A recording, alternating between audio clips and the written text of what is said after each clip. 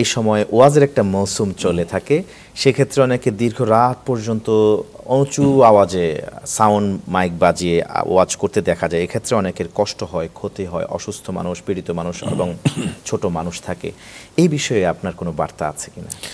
দেখুন, শব্দ সন্ত্রাস বা শব্দ দিয়ে মানুষকে কষ্ট দেওয়া, সেটা ধর্মের নামে হোক, বিনোদনের নামে হোক, রাজনীতির নামে হোক, এই সব কিছুই কিন্তু শরিয়ার দৃষ্টিকোণ থেকে নাজায়েজ এবং গুনাহের কথা।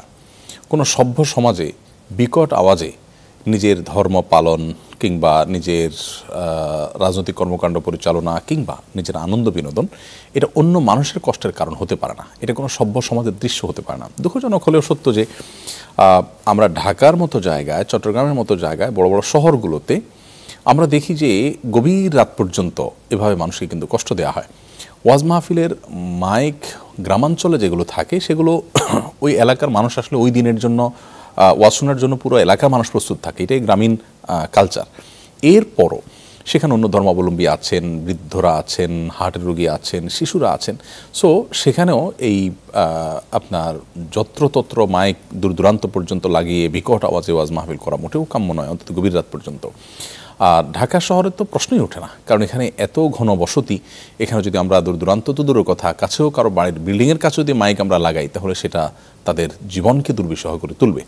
সো এটা ইসলাম প্রচার নয়, বরং ইসলাম থেকে মানুষকে আরও বিষিয়ে তোলা। মানুষ হয়তো ভয়ে, সামাজিকতার কারণে কিছু বলতে পারে না, কিন্তু ঠিকই তারা কষ্ট পায়। তো মানুষকে কষ্ট দিয়ে ওয়াজ শোনানো জোর করে, এই শিক্ষা ইসলাম আমাদেরকে দেয়নি। কাউকে ইসলাম গ্রহণ করতে যেখানে জোর করার সুযোগ নেই, সেখানে ওয়াজ শোনাতে জোর করার অধিকার আমাকে কে দিয়েছে? এই জন্য ওয়াজ মাহফিলের প্যান্ডেল এর মধ্যে আপনার বিশেষ করে শহরে আপনার প্যান্ডেলের মধ্যে সীমাবদ্ধ, বা প্যান্ডেলের বাইরে থাকলে সেটা খুবই লো ভলিউমে কারোর বাড়িতে গিয়ে বিকট আওয়াজ সৃষ্টি না করে সেটা ব্যবস্থা করা উচিত।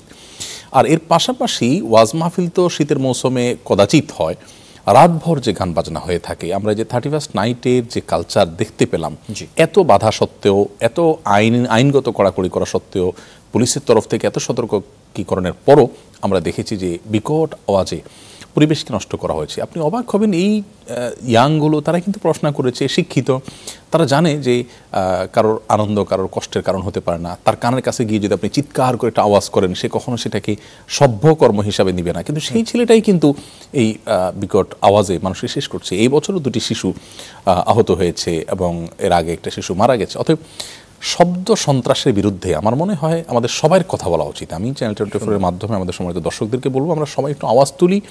শব্দ দিয়ে কাউকে কষ্ট দেওয়া সেটা বন্ধ হোক, হোক ধর্মের নামে, হোক রাজনীতির নামে, হোক বিনোদনের নামে, এবং এটা যেখানেই হবে আমরা বিনয়ের সাথে শান্তিপূর্ণভাবে এটাকে থামানোর জন্য সামাজিক উদ্যোগ গ্রহণ করলে ইনশাআল্লাহ সমাজটা সভ্য হবে, সুন্দর হবে। আর না হলে বহু হার্টের রোগী ছটফট করে মারা যাবে, আর আমরা বদদোয়া পেতে থাকবো, এবং আমরা নিজেরা একসময় হয়তো বলে পাঠা হবো এবং কষ্ট পেতে থাকবো। আল্লাহ আমাদেরকে বুঝে আমল করার তৌফিক দান করুন।